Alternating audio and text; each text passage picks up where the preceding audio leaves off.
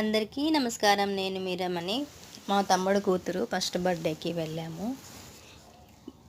Cake బాగా ready చేశారు కదా, బాగుంది కదా. అందరము వెళ్ళి బాగా ఎంజాయ్ చేసాము. పాప వచ్చేసి ఒకటే ఏడుపు. ఫస్ట్ బర్త్డే ఏడవకుండా చేసుకున్న వాళ్ళు చరిత్రలో లేనట్టున్నారు.